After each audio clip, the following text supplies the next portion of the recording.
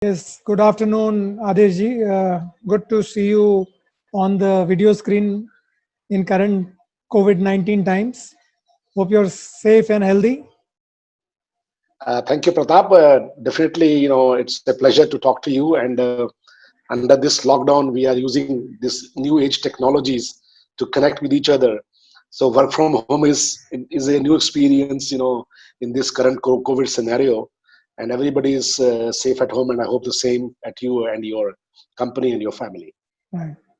So let me begin with some questions on the footwear industry to begin with. So I think I think you have said in one of your interviews earlier, the market size is around 55,000 crores currently and expected to grow at 15%, and maybe it was scheduled to be 80,000 crore in a few years. Uh, but Correct. but it is largely unorganized, and you have a lot of players from the SME world who are from the unorganized sector who are catering to this market. Is that all correct? Well, as a background, yes, what we are saying is absolutely correct. That this is a unorganized sector where MSME predominantly are close to 70 to 80% of the market, whether in terms of manufacturing or even up to the retail level. So the organized retail is also very, very small compared to the unorganized sector. So overall, this industry end to end is a very unorganized sector so far. And given the fact that there is so much of a disorganized market, I think the GST particular, I think, which issue which had come up, where you have a very high rate above 500 and 5% below 500 was a big issue of concern, which was probably egging people on to having non-build merchandise and things like that. So does that continue even now? Well, GST is one of the biggest pain for this sector because normally the GST rate is slab is normally one in all the countries.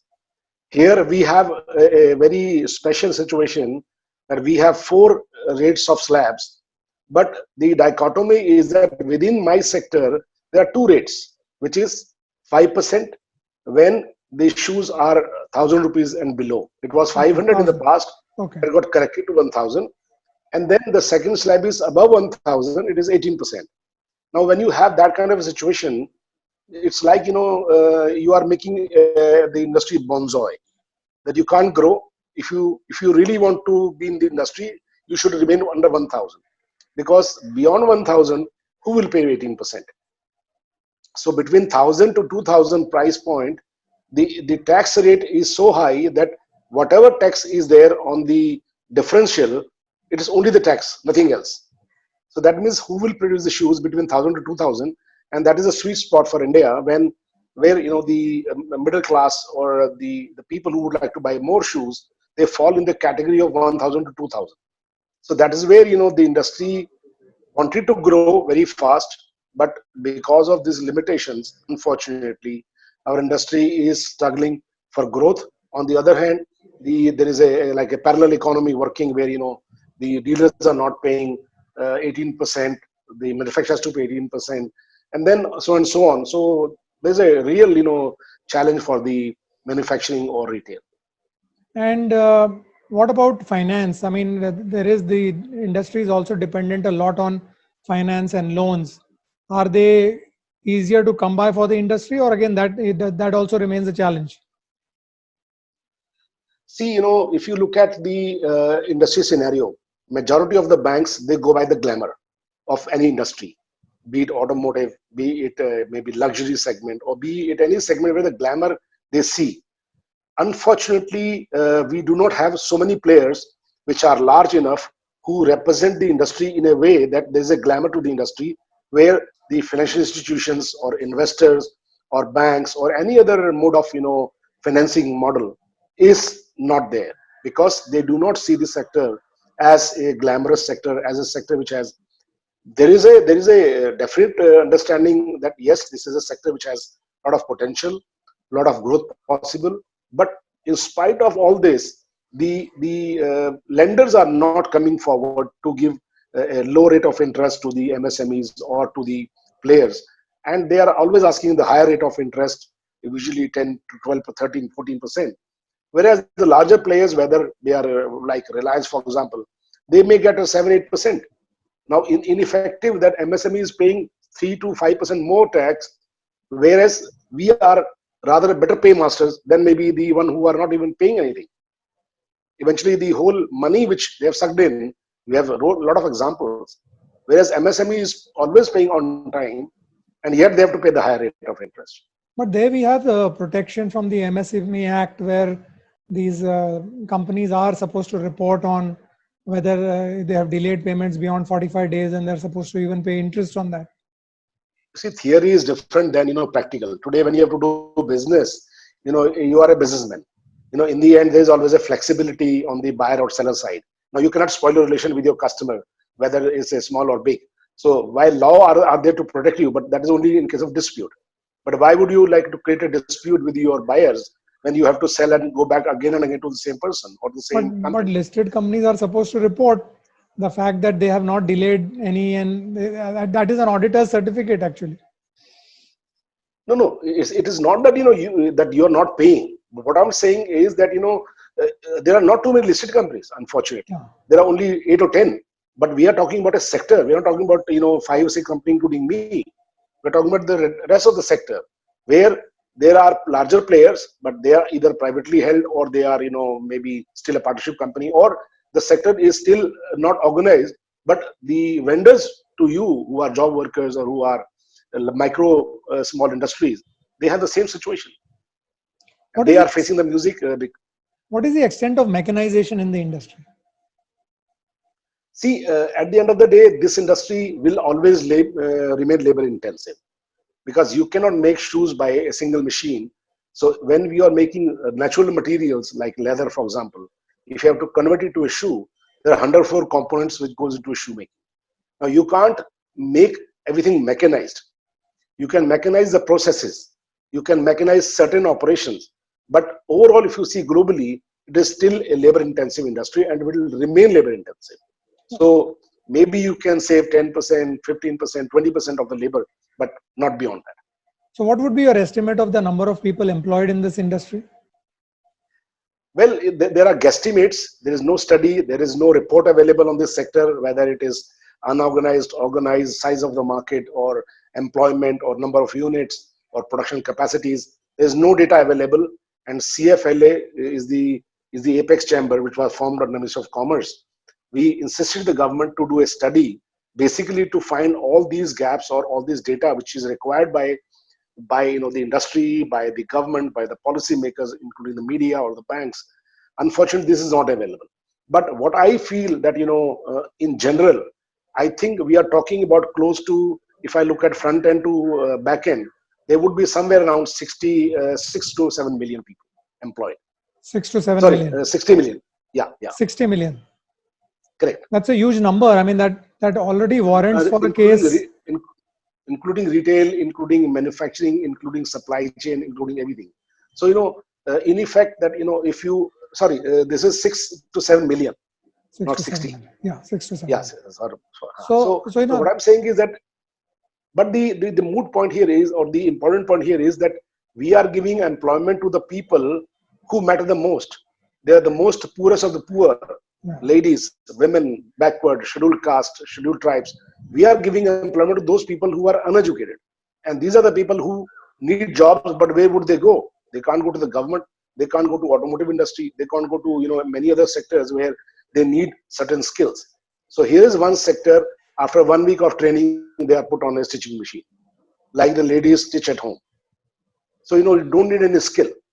And you provide the skill on the virtual floor or your own floor, and then they are given like an unskilled job from 1 week onward. So all the more reason actually it very well warrants and qualifies for some sort of a interest reduction for loans, etc., given to this sector, if it is going to be so it allows for diversity in employment as well as attends to the poor. Isn't there any such scheme, or I already. wish the policymakers echoes your views, or they let's say take decisions based on your views and our views. But unfortunately, that is not the case. Let's say in the current scenario, which is COVID, post-COVID, I think huge opportunity. Here is a train which we can jump onto when China will vacate its dominance in manufacturing, and under Make in India, Make for the World, if the government takes steps like interest rate reduction, capacity building, and in terms of GST, rationalization, and many other, expectations of the sector, if they can take, a complete recipe. Normally, what they do is they do piecemeal. Now, if they do complete recipe for success, then we have all the reasons for success, because China is producing 1500 crores of shoes, 1500 crores, whereas India is only producing 250 crores. So they are 6 to 7 times more bigger, and our export is only 10 crores of shoes. So out of 250 crores shoes we produce, we just export 10 crores. So which means domestic consumption is 200, 240 crores, which include Hawaii chappals. But if that be so, that means if China vacates its 10% share, which is equal to 150 crores, we don't have capacity.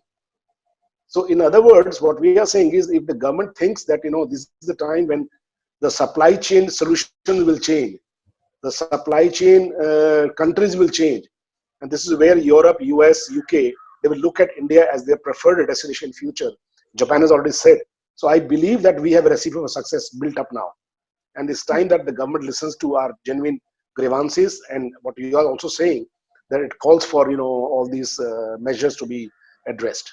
In fact, not only China, even Italy has been hurt in this COVID crisis, and I'm sure they must be also contributing a lot in the leather market with their True. favored products. So yes, I think that opportunity does exist.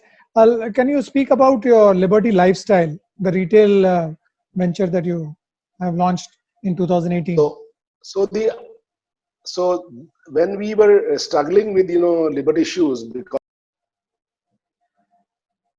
Sorry, your mic. in the, yeah, there was an incoming call, so that you cannot do anything. Uh, so what I'm saying was that when we were struggling, that the high rate of taxation on GST or VAT before, we thought what we can do in our industry, having the experience of retail, having the experience of consumer, and a very strong brand behind us. So we thought of that, what could be the items. So out of hundreds of items we were listing, there were many pains which we already having in retail, whether it is shoes or shoe supply chain or inventories or SKUs, etc., etc. And we realized that there's only one product, which is perfumes, which has high margin, low cost of production, and you do not need to get into a big manufacturing base. So keeping all the pains in mind, we realized that the perfume was the only product which can get into the next level of growth. And that's how we brought into this industry. But it's a pure marketing. We are not manufacturing anything, though all the formulas or the formulations belong to us. It's a third party contract manufacturing we are doing, and we are marketing with our own brand under Liberty brand, which is very popular. And we have seen through experience that the brand acceptability is very high. On online, the people are buying perfumes left and right. So which means that the brand has equity, which is very strong, even if you diversify into a new product category. So we are quite hopeful that as we progress, right now there will be a stage where the luxury market can be hit because of the COVID. But I think as we move forward in 2 3 years from now, there would be definitely attraction in the luxury, not luxury, semi-luxury, I would say, products, where we can take a center stage in the perfume business going forward. But I'm very bullish about this business What is the because there's the component of, export potential. yeah, what is the e-commerce element in your sales? What is the percentage of sales through You would be e-commerce? surprised, though our base is very small, but our model is built that our sales will be almost 70% through e-commerce. You'll be 70% through surprised. e-commerce. Yes, it will be going to be like that. Okay. And we are building up this model because we have seen that people are able to buy even if they have not smelled the product. They are willing to buy online, and Amazon or all big 7 portals, we are already there. since almost 6 months now, and we are now stimulating all the let's say portals with better stocks, better coordination, and in terms of better, let's say, publicity across digital strategies. So we are working on this, and in the future, after we open under lockdown, then we will have a better strategy to come up with e-commerce, because we feel now under post-COVID there will be greater opportunity of 200-300% growth in e-commerce. How do you think post lockdown you can restart your manufacturing? How are you going to maintain the safety protocols and things like that? See, first of all, to me, if I look at my sector, one is the front end, the other is the back end. Now, my front end is closed, which is retail, is completely closed, which means that either consumers are not buying anything or consumer cannot buy because it is closed. And even for the next 2-3 months, there will be hardly a big buying happening across retail stores. I can see a drop in consumption to be up to maybe 30-40% in the next 2-3 months. It may pick up after June, July, but then is already a rainy season. But if I look at back end, I have no urgency to produce goods because I'm not selling. So which means that under the lockdown period, I am either insulated or I have to sleep. I am in a slumber because I have nothing to do. I can't do anything. But once the lockdown opens, it all depends when it will open. Today is 3rd May. You never know. This can be further extended. Now, what will be the protocols which the government will bring in? We are all ready to follow because we are a labor-intensive industry. So we have to follow very strictly those guidelines, and we are capable to do that. If we need to have, sprinklers, we need to have sanitizers, we need to have masks, we need to have social distances. All has to be done. But at the end of the day, if there's a labor-intensive industry, you can't put 20 feet people apart because you don't have the space. So we have to keep the constraint behind our manufacturing processes, and whatever best scenario we can do, and we will put all our efforts behind so that we don't have this kind of a problem in our company. How many people do you employ, Mr. Gupta? Altogether, including front and back end, is close to about 4,000 people, including retail. So this is wishing that all of us turn out well. And yes, I totally agree that we have a great chance in building up our exports. I think 10 crores is hardly anything that we are doing. We can really get a huge bump if we progress this well. Thank you very much for this interview. Any last thoughts?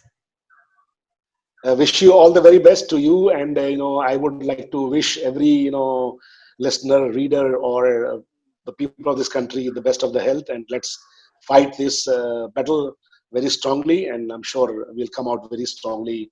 Our Corona warriors, I think we need to thank all of them for their including media, who is doing a very, very positive role. I think we owe a lot of let's say thanks to the people who are in security, who are our cooks, who are our servants, who are working round the clock, including the doctors, patients, the nurses, everybody. We need to really thank them that they have shown a very let's say a strong character in solving this crisis. All right, thank you, Adesh. Thank you very much. Thank you, Pratap. Thank you. Nice talking to you. Let's stay in touch. Yes. Take care.